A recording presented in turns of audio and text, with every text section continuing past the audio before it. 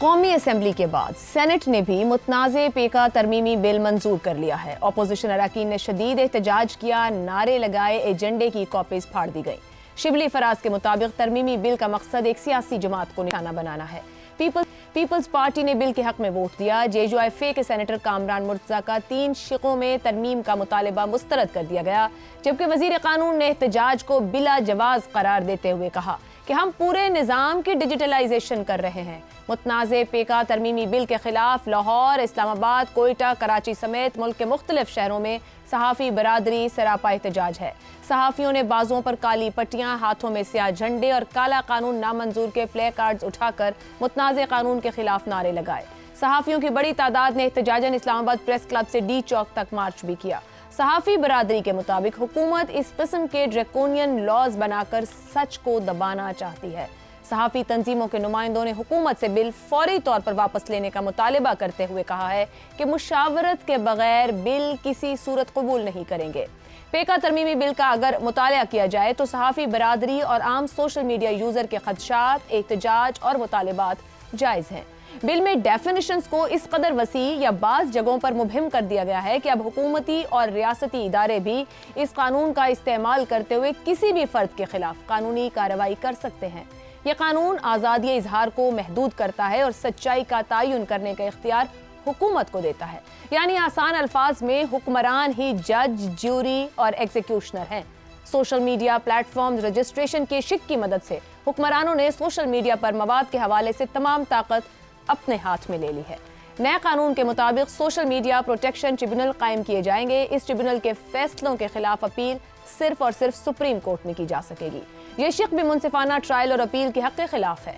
इतने सख्त कवानीन और सजाएं जिससे चिलिंग इफेक्ट पैदा होगा, यानी लोग सजाओं के खौफ से फ्री स्पीच और सच बोलने से भी हिचकिचाएंगे। सोशल मीडिया को रेगुलेट करना गैर मुनासिब या गैर कानूनी मवाद को हटाने के हवाले से कवानीन बनाने में कोई मसला नहीं है, मगर इसकी आड़ में आज़ादी इजहार राय को कुचलना और सख्त सजाएं मुकर्रर करना किसी भी तरह जमहूरी रवैया नहीं कहा जा सकता। ऐसे में अहम सवाल यह है कि माजी में पेका एक्ट के खिलाफ एहतजाज और खुद पेका एक्ट का शिकार होने वाली नून लीग अब फिर ऐसे ड्रैकोनियन लॉज ला क्यों रही है? क्या हुकूमत का मकसद सिर्फ फेक न्यूज को रोकना है या इसकी आड़ में हकीकी मकासद कुछ और है? अहम सवाल ये भी बरादरी का एहतजाज क्या हुकूमत को बिल वापस लेने पर मजबूर कर सकता है, और सबसे अहम ये कि इस एहतजाज में अपोजिशन और सियासी जमातें क्या किरदार अदा कर सकती हैं। इसी पर प्रोग्राम के पहले हिस्से में गुफ्तगू रहेगी। पैनल में हमारे साथ हैं हसन निसार, शहजाद चौधरी, जैगम खान और हमाद गजनवी साहब। प्रोग्राम का सवाल आप सभी के लिए है। 11 माह की हुकूमत निज़ाम को मजबूत बनाने के लिए कानून पर कानून, तरमीम पर तरमीम। पेका कानून एक और हुकूमती कोशिश। सहाफ़ी बरादरी सड़कों पर, क्या हुकूमती अज़ाइम पूरे हो पाएंगे?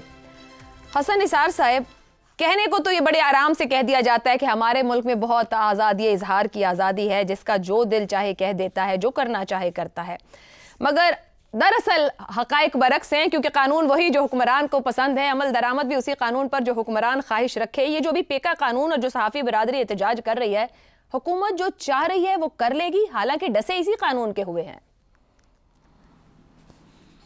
पता नहीं है आपको किसने कहा है कि यहाँ आज़ादी है और ये है और वो है। पहली बात तो ये है कि थड़ों से लेके ड्राइंग रूम्स तक की गुफ्तगू अगर सुनवा दी जाए हुक्मरानों की, इनकी नींदें उड़ जाएं। और ये आज से नहीं है, हमेशा से है। तो ये आज़ादी शहज़ादी इस मुल्क में कभी नहीं रही। थ्रू आउट पाकिस्तान की तारीख उठा के देख लें। पता नहीं है किसने आपको कहा कि आज़ादी है। ये बोलने भौंकने की हद तक ठीक है, अदरवाइज नहीं। सराइकी का एक आपको शेर सुनाता हूँ, बड़ा खूबसूरत। आप पे शरबत, आप पे बोतल, आप बोतल दा काग हैं, सरकार सभे कुछ आप हैं। बोतल भी खुद, उसका ढकना भी खुद, उसके अंदर जो मटेरियल वो भी खुद, ये सारा कुछ, बोतल भी खुद। अच्छा, पहली बात तो ये है कि ये आपने कहा ना हुकूमती अज़ाइम, ये हर हुकूमत ने मुंह काला कराया है। एवरीबडी, हमेशा। ये पुरानी बात है यार। अच्छा, आपकी तो एज से ज़्यादा हो गया है मुझे जर्नलिज्म के साथ मेरी वाबस्तगी, और बहुत गहरी और बड़ी लगातार। ये हर कोई मुंह मारता रहा है और हर एक का मुंह काला हुआ है। अच्छा, अब हुकूमती अज़ाइम के पूरे होने की आपने बात की है, ये है सतमाही हुकूमत। सतमाहा बच्चा जैसे लागर और कमज़ोर होता है ना, ये सतमाही हुकूमत है। इनकी ऐसी की तैसी, साफ़ी डटे हैं, ये खड़े रहें अगर तो सवाल ही नहीं पैदा होता। सबसे पहला आदमी मैं वायलेट करूँगा इसको और इस तरह करूँगा कि होश ठिकाने आ जाएंगे।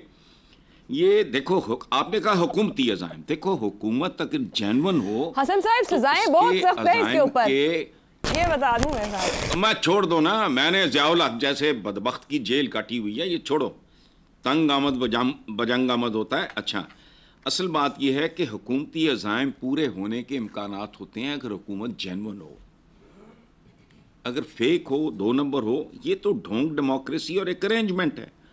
खाया पिया रज के गिलास तोड़ा चार आना, ख़त्म हो गई बात। अभी मुझे एक तफसील आई है कि जिस तरह FBR की कारों की डील में जो वारदात हुई है, धज्जियां उड़ा के रख दी हैं फैसल बाबड़ा ने।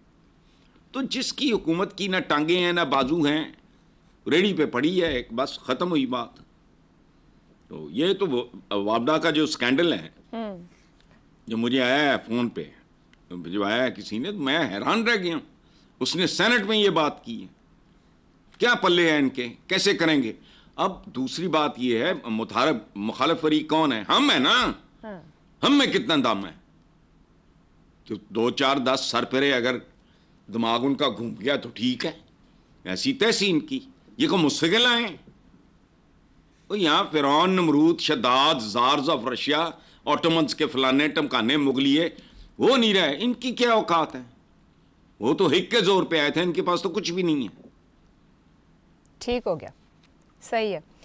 ज़ैगम साहब, ये जो पीका कानून के खिलाफ सहाफ़ी बरादरी एहतजाज करी, बात वहां तक भी नहीं रहेगी। जब आप सोशल मीडिया प्लेटफॉर्म्स कहते हैं तो पूरी की पूरी सोसाइटी आ जाती है, जितने भी लोग इन प्लेटफॉर्म्स को यूज़ कर रहे हो। ये बता रहे हैं कि जज, ज्यूरी और एग्जीक्यूशनर हुक्मरान खुद ही हैं, जुर्म का तयन भी हुकूमत करेगी, तफ्तीश और अदालती अमल भी हुकूमत की मर्जी से ही होगा, यानी कि जो भी कुछ बनाया जाएगा, अभी जिस तरह अथॉरिटी बनेगी, सजा भी उसी तरीके से।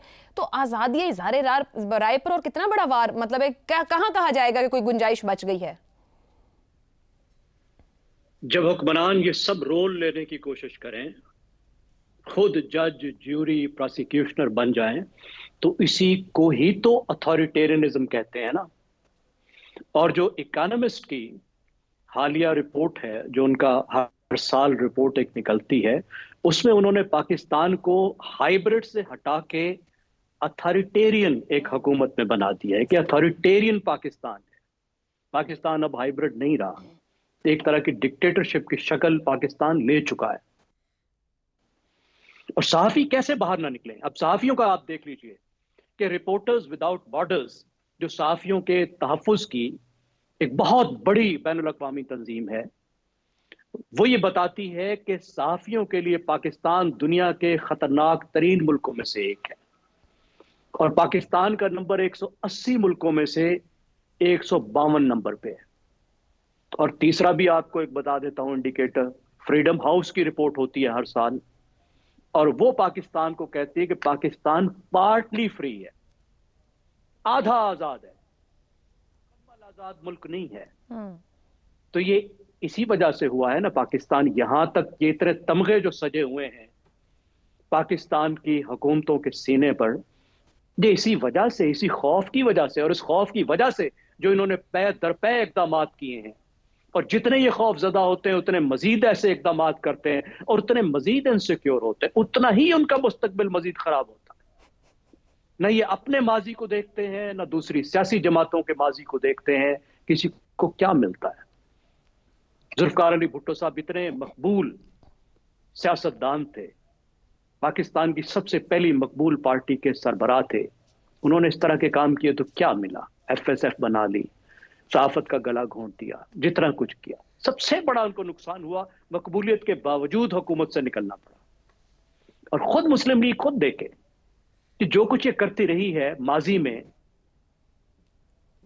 उसका इसको कितना फायदा हुआ है।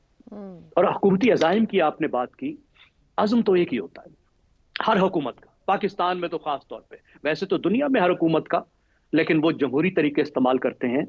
वो ये होता है कि हुकूमत से इस कुर्सी से चिपके रहो, अब बैठ गए हो तो अब हमें को उतारे ना, और जिससे उतरने का खौफ है उसका रगड़ा लगाओ। जो आवाज उठाता है उसकी आवाज को दबा दो। लेकिन भुगतना किसको पड़ता है? भुगतना पड़ता है पूरे मुल्क को। देखिए, अमर्त्य सेन नोबेल लॉरिएट हैं, दुनिया के मारूफ दानिशवर भी हैं, इकोनॉमिस्ट भी हैं। उनकी एक किताब है डेवलपमेंट एज फ्रीडम। अभी तक जितनी रिसर्च थी, जितने बातें थी, वो ये थी कि आजादियां हो जिस मुल्क में, वो मुल्क तरक्की करता है। इस पर बहुत रिसर्च थी। लेकिन अमर्त्य सेन इस बात को एक कदम आगे ले गए। उसने कहा सिर्फ यूं तुम क्यों कहते हो कि जब आजादियां मिलती हैं तो मुल्क तरक्की करते हैं? आजादी तरक्की का जीना नहीं है, तरक्की का मकसद है। आपको तरक्की इसलिए करनी चाहिए कि आपके अवाम को आजादियां हासिल हों, उनको चॉइसेस हासिल हों। अभी इस कानून को देखिए बनाकर ले आए हैं, कितनी गलतियां हैं। ठीक है, दुनिया भर में एक चैलेंज है और कोई अनोखा चैलेंज नहीं है पाकिस्तान में। इतना बड़ा एक डिजिटल रेवोल्यूशन आया है। आप देखें कि दुनिया के बाकी मुल्क उससे कैसे डील करने की कोशिश करें। अगर आपका मकसद इस चैलेंज से निपटना है, अगर आपका मकसद जो नुकसानात हैं जिसको आप फेक न्यूज कह रहे हैं और असल में डिसइंफॉर्मेशन की बात है, उससे दूसरे मुल्क कैसे निपट रहे हैं? इस तरह के कानून तो कोई नहीं बना रहा। बहुत सख्ती से डिसइंफॉर्मेशन को डील किया जाता है यूरोपियन मुल्कों में, बर्तानिया में फॉर एग्जांपल। लेकिन ये तो नहीं करते ना जी, इस तरह से तो नहीं किया। आप तो 9 साल पहले कानून बनाया ना, तो उसकी खामियां 9 साल बाद बैठे भी ढूंढ रहे हैं अभी। और अब जो बनाएंगे तो कौन कहे कि ये सही कानून है? अगर 9 साल पहले वाले कानून को अभी जाके सोच रहे हैं कि गलत है, तो आप दुनिया से मशवरा करें, तरीकाकार देखें। ठीक। और इनकी सोच में ये बात होती है कि अगर कोई कसर रह गई तो वो कसर मजीद पूरी करें, मजीद रगड़ा लगाएं। इसके जो पॉजिटिव पहलू है वो नहीं करने। पॉजिटिव पहलू से भी तो इसको बहुत सा डील किया जा सकता है ना। क्या खौफ के नीचे तो ज़ैगम साहब पॉजिटिव पहलू नहीं हो सकते? आपने जो ऊपर फियर फैक्टर की बात